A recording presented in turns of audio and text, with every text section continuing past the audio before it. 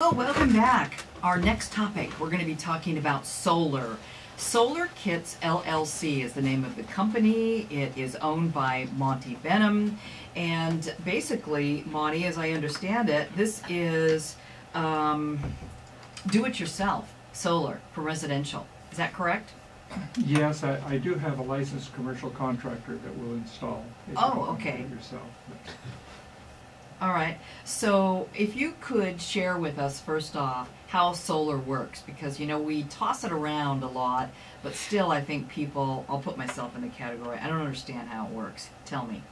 Well, you have solar panels that convert sunlight into DC current, and then you have an inverter that takes the DC current and converts it to AC, and it goes on the grid.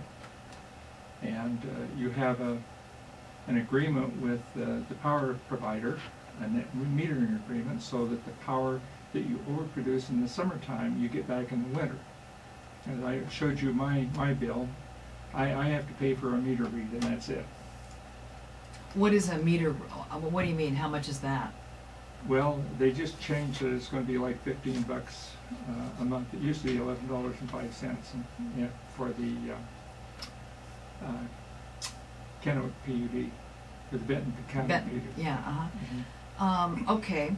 So I'm producing energy on my roof, or as you said, on my fence line or something like that. And I'm only using energy in my home. I'm not sending it off to the grid anywhere, correct? Mm-hmm. It's not going anywhere except in my home. No, it goes the instrumentation on it that would send the stuff that you don't use in your home to the grid. Oh, okay. And then you get that back in the wintertime. And you get paid. You get paid for the money for all of your power production. The stuff that you use for your home, as well as the stuff, well, essentially with the net metering agreement, you use all of the energy, except it's over a whole year's period. Mm-hmm. Now, the legislature, in order to encourage solar production, passed a law that will expire in 2015. And if you buy inverters and solar panels that are made in the state of Washington, the state will pay you 54 cents per kilowatt hour, which is huge. Mm-hmm. If you don't, you get paid 15 cents per kilowatt hour. Now most people say, man, I really want to go for that 54 cents. Well, the problem is that they've inflated the cost of the inverters and the panels to limit you out at about 27 panels. It's about all you could have, because the state limits you to your payment to $5,000 a year. Mm-hmm. And so but that's coming to an end, you're saying, in 2015, unless they extend it? Extend it. So, you know, based right now on, you have enough time right now to put in the system and have it paid for by 2015. And then you get your power also reduced. Mm-hmm. And if power rates go up, it just pays for Mm-hmm. itself faster. Mm-hmm. Well, the bottom line for me is I'm wondering, why are we looking at solar or wind or anything else when we live in a region that has some of the cheapest power in the country, because we have hydroelectric dams? What's my incentive? Well, the incentive is provided by the state and the federal government. The federal government provides a 30% tax credit. That's not a deduction. Okay. That's a 30% tax credit.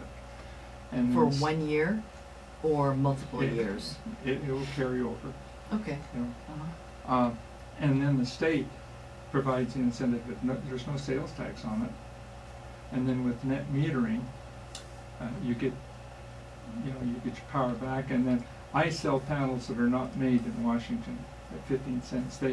They'll pay for themselves at about the same time or a little shorter. Mm-hmm. And the beauty of producing your own power is that since you're swapping power with the power company, there's no sales tax. There's no tax on it. Okay. All right. So based when you add all those things up, they'll pay for themselves in between 4 and 5 years. Mm-hmm. So why aren't you buying Washington-made panels? Well, because it would cost about $20,000 or $30,000 more upfront money, Ah, because they've inflated the cost. where are yours coming from? From China. China. Uh-huh. The inverters that I use are are designed in the United States but made in China. Well, I was, yeah. You know, and they have the benefit of economy through scale of production. Right. In the state of Washington, they can't produce the panels as fast as they do. You know, they're trying to gear up, you know, to do it. And you know, and I think they just have things priced. See, with the $5,000 limit, you're limited to about maybe 27 panels. Mm-hmm. With the panels that I sell, you're limited to about 34 panels. And that's because the state electrical code will only allow you to put 40 amp circuit breaker in your circuit panel. Mm-hmm. And that's as much, 34 panels will produce the limit on that. Yeah. So if you want more than that, you have to increase the power feed to your house. Mm-hmm. So how easy is it really, I mean really, to install your own if you want it? It's pretty easy. It's plug and play. Well, I know you say that because you're familiar with it, It and got you're. my attention. 'Cause I can do O-rings and and certain plumbing, but electrical is. It's not that hard. I have a display that shows, you know, how to do it. The biggest problem that people and the electrical inspectors look for is how it's grounded. Mm-hmm. So your house may not be grounded up to the current electrical code, and so you've got to. So are the instructions like an IKEA bookcase? It's Well looking put. new. If you go on my website, you can. Okay. There's a lot of pictures that show you, Oh. you know, how to do it and how it's wired and what have you. Uh-huh. What is your website? It's solarkitsllc.com. Okay. It's all one word, solar, SOLARKITS LLC.com. So is this a franchise type thing? No. No, it's something that I got into because I was interested, a retired engineer. And when I found out what the incentives were, it just blew my mind away. Mm-hmm. When I did it for myself, I looked at it as a change in investment. How do I get money out of my IRA and without being bit with the taxes and what Oh, have you. yeah. Uh-huh. And essentially, by changing the investment, I get maybe 17 to 21% interest per year on my investment. Mm-hmm. It's like buying a car, but it pays for itself. I see. I see. Hey, we got to take a break here. We'll be back. Monty, stick around. We want to talk more. I want to see what are the drawbacks of solar and also some of the other benefits. Stay with us here on Meet in the Middle. We're talking about solar and particularly do-it-yourself solar on your home. Monty Benham is my guest today. He has the company called Solar Kits LLC. Basically, it's a do-it-yourself. So what do I need? I put the solar panels on my roof, or where, and what kind of exposure do I have to the sun? You have to have a southern exposure to get the most effect on it. Mm-hmm. If you have enough land, like a half acre or more, Mm-hmm. you can put up what I call a solar fence, in which you can change the angle according to the season to get more efficiency out of it. On my website, solarkitsllc.com, there's a lot of pictures Okay, that all right. people can go to and look at. So, not talking about all the incentives and paybacks and all that kind of stuff, but if I decide I'm going to do the installation on my roof, how many panels do I need for, like, let's say, 1,800 square foot home? You look at what is your power bill and what is the average. Oh, okay. I looked at, with the Benton PUD, I think the average power bill there is something like 16,000 kilowatt hours a year. Mm-hmm. And 34 panels is what the most you can have unless you increase the electrical feed to your house. It'll produce you about 11 to 12,000 kilowatt hours a year. Okay, so my initial investment is how much money? Your initial investment for the solar kit is about $19,500. Okay. And then with a 30% tax credit, it'll be Yeah. about $13,500. Okay. Okay. And then it starts paying for itself. Okay, so, but initially I've got to put up, you know, almost $20,000.